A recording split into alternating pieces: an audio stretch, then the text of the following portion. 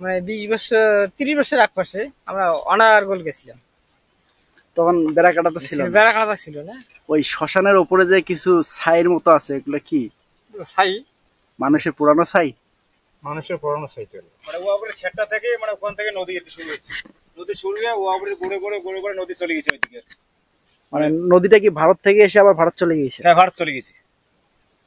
ভারত থেকে এসে আবার ভারতে ঢুকছে, আবার বাংলাদেশে ঢুকছে, মানে এই ঢং করে চলছে আর কি। মানে সীমান্ত যে রেখাটা আছে, সেই সীমান্ত রেখা যেরকম, সেই ভারতের এই নদীটা, খরপ নদীটা ওই রকমই মনে হচ্ছে। হ্যাঁ হ্যাঁ, মানে সীমান্ত রেখা ধরে ধরে সে চলে গেছে। হ্যাঁ, চলে গেছে। বন্ধুরা, স্বাগতম জানাচ্ছি আজকে নতুন আরেকটি ভিডিওতে। আজকে আমি এমন একটি স্থানে এসেছি। এই স্থানটিতে তিনটি বিশেষ আকর্ষণ আছে। চলুন যাওয়া যাক সেই বিশেষ আকর্ষণ তিনটি দেখার জন্য। ততক্ষণে আপনারা আমার ভিডিওতে সঙ্গে থাকুন এবং দেখতে থাকুন। আর যারা আমার চ্যানেলটি সাবস্ক্রাইব করেননি, যত দ্রুত পারেন সাবস্ক্রাইব করে রাখুন। আর যারা অলরেডি সাবস্ক্রাইব করে রেখেছেন তাদেরকে অসংখ্য ধন্যবাদ। চলুন যাওয়া যাক সেই মূল ভিডিওতে।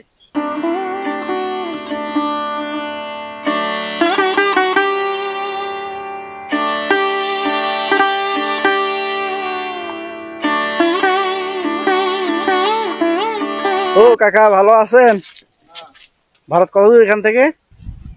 এই 1 কিলো হয়ে। কাকা আদাব, ভালো আছেন? এখান থেকে শ্মশানটা কত দূরে? কত দূরে তারপর? দেখা যায় 1 কিলো হয়ে গেছে। এখান থেকে 1 কিলো যেতে হবে শ্মশানে। এই 2-1 মাসের মধ্যে কি কোনো পুড়ছে না শ্মশানে? ওই শ্মশানের উপরে যে কিছু ছাইয়ের মতো আছে, এগুলো কি? ছাই, মানুষের পুরানো ছাই। মানুষের পুরানো ছাই তো। বন্ধুরা, এই সীমান্ত এসে একটা জিনিস দেখে আমার অনেক ভালো লাগলো, যে এখানে একটি কল রয়েছে, তার পাশে রয়েছে একটি মগ। এই যে মগটা দেখছেন আপনারা, এই মগটি এখানে রাখা হয়েছে। যারা এই এলাকায় এসে কাজবাজ করে, মানে পানি পিপাসা পড়ে, তারা এসে এই কল, এই যে কলটি, বন্ধুরা এই যে কলটি আছে, এই কলটিতে পানি চাপ দিলে অবশ্য পানি ওঠে। তারা যারা পিপাসাক্রান্ত হয়, তারা এখানে এসে পানি পান করে। এইটা একটা ভালো দিক। আজকে আমি এমন একটি স্থানে রয়েছি। এই স্থানটি হচ্ছে লালমনিরহাট জেলার। বন্ধুরা জানেন যে লালমনিরহাট জেলা হচ্ছে একটি সীমান্তবর্তী এলাকা। এই সীমান্তবর্তী এলাকায় অনেক আকর্ষণীয়, জানা অজানা অনেক ইতিহাস রয়েছে। এখানে এসে একটি জিনিস দেখতে পেয়েছি, যে এখানে একটি শ্মশান রয়েছে এবং পাশে রয়েছে সীমান্ত পিলার, সীমান্তর বেড়াকাটা, এবং তার সাথেই রয়েছে সীমান্ত পিলার। চলুন যাওয়া যাক সেই সীমান্ত পিলার এবং বেড়াকাটা। আমি একটি ছোট্ট রাস্তা ধরে যাচ্ছি সেই সীমান্তের কাছাকাছি, এবং দূরে দেখতে পাচ্ছি একজন কৃষক তার গরু নিয়ে এখানে ঘাস খাওয়াচ্ছে। আমরা তার সাথে একটু কথা বলার চেষ্টা করব, যে এখানকার সীমান্ত কত দূর এবং তারা সুবিধা অসুবিধা কেমন আছে নাই তা জানার চেষ্টা করব। দাদা আদাব, ভালো আছেন? গরুগুলো কি আপনাদের? আপনার গরু? আপনারা এই সীমান্তের নাম কি? উত্তর গোতামারি। উত্তর গোতামারি। খরপতলা। আর পাশে কি খরপতলা? উত্তর গোতামারি বলতে কি এটা কি লালমনিরহাট জেলা পড়ে? লালমনিরহাট জেলা। লালমনিরহাট জেলা। কাশিয়ার মেলা এখানে তো হয়। কি মেলা হয়? কাশিয়ার মেলা। কাশিয়ার মেলা কোন জায়গায় হয়? ঠাকুরঘর। ঠাকুরঘর, সামনে একটি ঠাকুরঘর রয়েছে। এখানে কি হয়? কাশিয়ার মেলা। কাশিয়ার মেলা। এটা কবে হয়? এই তো ফাল্গুন মাসের। ফাল্গুন মাসে মধুকৃষ্ণ ত্রয়োদশীতে। এখানে কত দূর থেকে লোক আসে? এই বহু দূর থেকে লোক আসে। আর নদীটার নাম কি আপনার পাশে? খরপ নদী। আপনার খরপ নদীর পাশেই তো হচ্ছে ভারতের বেড়াকাটা। ভারতের বেড়াকাটা। আপনারা কি কখনো গেছিলেন ওইদিকে? না, গেছিলাম আগে। বেড়াকাটা আগে বহু গেছি। যখন বেড়াকাটা ছিল না তখন গেছিলেন? হ্যাঁ, গান শুনতে বহুবার গেছিলাম। মানে আপনি সরাসরি ভারত কতবার গেছিলেন? অনেকবার। আমাদের মানে যখন আমার বোধ মানে 20 বছর 30 বছর আগ-পাশে আমরা অনারগোল গেছিলাম। তখন বেড়াকাটা তো ছিল না। বেড়াকাটা ছিল না। কারণ বহু গান শুনতে গেছিলাম। গান শুনতে বহু পয়সা গেছি। ভারতে গেছিলেন গান শুনতে? ভারতে এই ক্যাম্প, এই বড় মাছের ক্যাম্প, ভারতের এই যে কাঁসাপাড়া, শীতলকুচি, অতের ডাঙ্গা, এলে গান শুনতে গেছিলাম।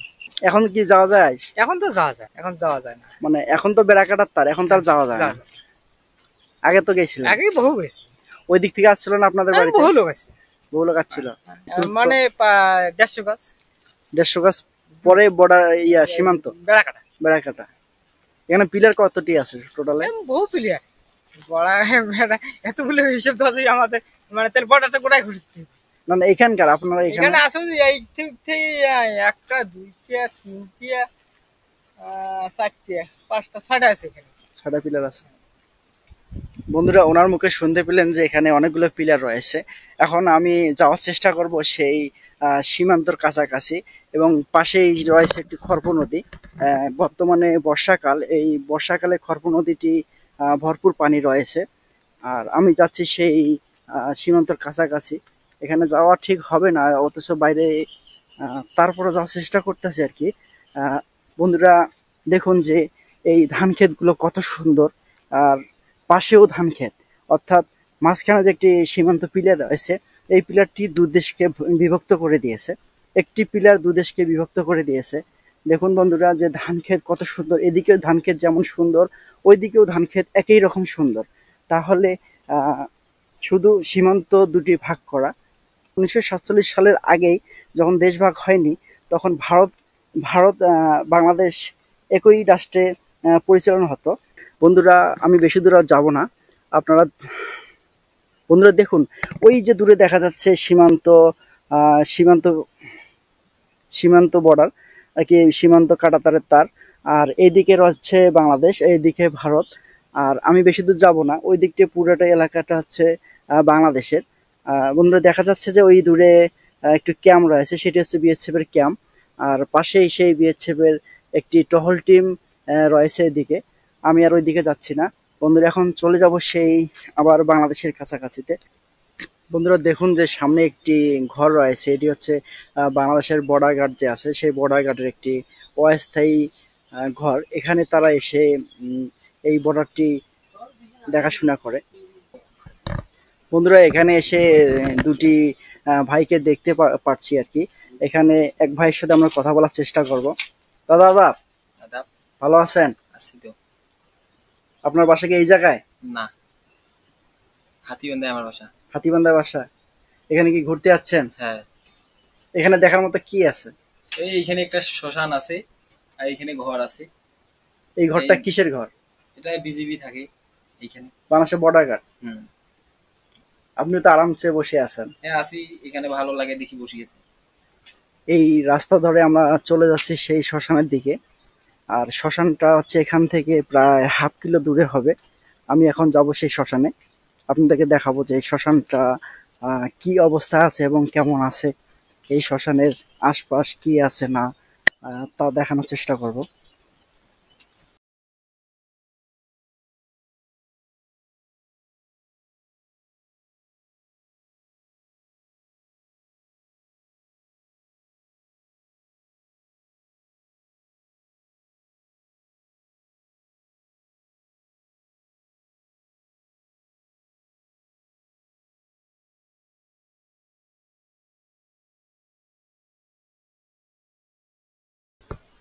বন্ধুরা অবশেষে পৌঁছে গেলাম সেই শ্মশানে।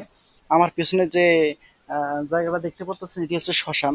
এই শ্মশানটা এই বন্ধুরা দেখুন যে এটি হচ্ছে শ্মশান, এবং শ্মশানের পাশেই রয়েছে সেই খরপ নদী, এবং খরপ নদীর পাশেই রয়েছে হচ্ছে ওই যে দূরে দেখা যাচ্ছে একটি পিলার, সেই পিলারটা হচ্ছে ভারতের পিলার, ভারতের সীমান্ত। আর ওইখান থেকে শুরু ভারত। এদিক থেকে নদীটা এসে এদিকে আবার ইউটার্ন হয়ে আবার চলে গেছে সেই ভারতের ভেতর দিয়ে, বেড়াকাটার পাশ দিয়েই সেই সীমানা যে রেখাটা আছে সেই সীমানা রেখার ঘেঁষে ঘেঁষেই সেই ভারতের এই খরপ নদীটি এখানে চলে গিয়েছে। আর সে তার সাথেই রয়েছে যে হিন্দুদের শ্মশান।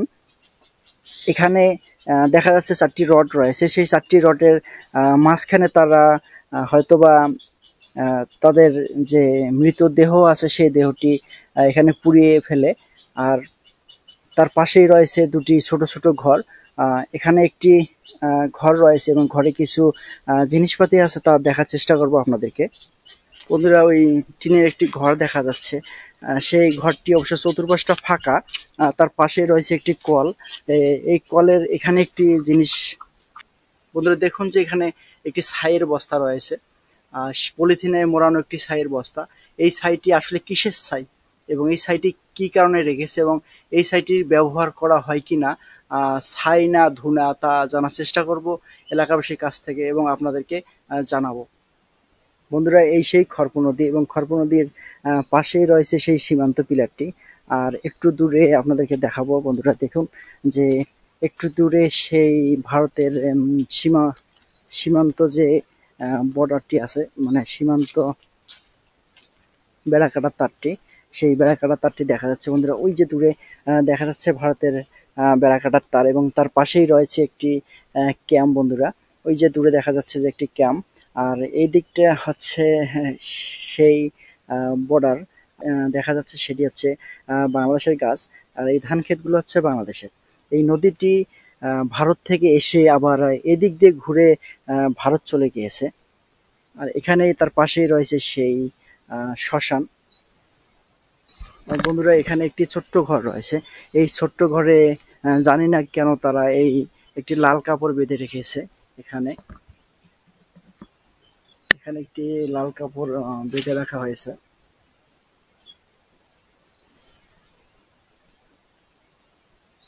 জানি না তারা কেন এই লাল কাপড়টি বেঁধে রেখেছে। আমি তারপরেও জানার চেষ্টা করবো এবং আপনাদেরকে জানাবো যে এখানে লাল কাপড় কেন বেঁধে রাখা হয়েছে, এবং তার পাশেই রয়েছে সেই শ্মশানের যে ঘরটি, সেই শ্মশানের ঘরটি। এখানে দেখুন যে চারটি রডের পিলার রয়েছে। এই চারটি রডের পিলারের মাঝখানে তারা হয়তোবা এখানে, ও দাদা এই লাশ কি এইখানে পড়ে, আর এই ঘরে পড়ে না ওই ঘরে পড়ে? ওখানে যে একটা লাল কাপড় আছে ওটা কিসের? ওইটা আমাদের ওই যে ঠাকুর পুজছে তো, গঙ্গা ঠাকুর পুজছে, গঙ্গা ঠাকুর পূজার কারণের জন্য ওই একটা মানে দেওয়া আছে, পদ্মা দেওয়া আছে আর কি, আসন দেওয়া আছে, আসন একটা দেওয়া আছে। আর লাশ পরে এখানে বাস দেয়, ওখানে মনে করো ওই এক থার বাস দিল, বাস দেওয়ার পর আরো এখানে লাশ কিভাবে পড়ে? বাস দেওয়া হয়, বাস টাস দেওয়া, তারপর লাশটা তুলে দেওয়ার পর আবার বাস দেওয়া হয়। মানে এক এক বাস দেন, দেওয়ার পরে লাশ দেন। হ্যাঁ, লাশ দিই, তারপরে বাস দেন। হ্যাঁ, তারপরে বাস দিই। বাস দেন। আচ্ছা, ওখানে একটি ঘর দেখতে পেলাম, সেই ঘরটি হচ্ছে লাল একটি কাপড় আছে, কেন এই লাল কাপড়টি? লাল কাপড়টা আমাদের ওই যে গঙ্গা পুজো হয়, গঙ্গা পুজোর জন্য মানে ওখানে আসর আর কি, ওখানে একটা পর্দা আর কি, পর্দা। হ্যাঁ, পর্দা তো হয় উপরে আর কি।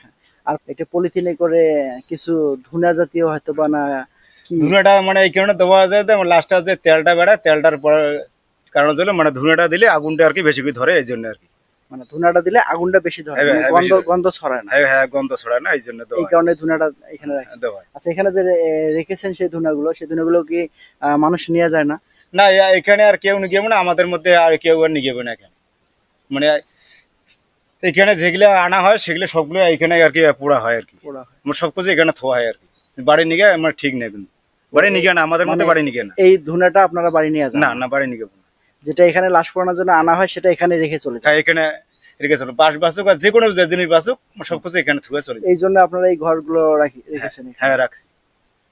আর ওখানে ওই বৃষ্টি বাদল আসলে ওই জন্য ওখানে বসা করা হয়, এখানে আগুন লাগে দেয়, ওখানে আর কি বসি। আবার এখানে আপনারা লাশ পোড়েন, আর বৃষ্টি আসলে আপনারা ওই দিকে যে বসেন? হ্যাঁ, বসা এই কারণের জন্য আর কি ঘরটা করা হয়েছে। বন্ধুরা, এতক্ষণ আপনাদেরকে এই এলাকাটি ঘুরে দেখালাম, এবং এই এলাকাটি ঘুরে দেখে যদি আপনাদের ভালো লেগে থাকে তাহলে অবশ্যই আমার চ্যানেলটি সাবস্ক্রাইব করবেন। বন্ধুরা, আমার ভিডিওটি কেমন লেগেছে তা কমেন্টে অবশ্যই জানাবেন, এবং আপনাদেরকে আরো ভালো ভালো ভিডিও দেওয়ার চেষ্টা করব। বেল আইকন বাটনটি অন করে রাখলে যে কোনো সময় নতুন ভিডিও ছাড়ার সাথে সাথে আপনি পেয়ে যাবেন। ততক্ষণে ভালো থাকুন, সুস্থ থাকুন।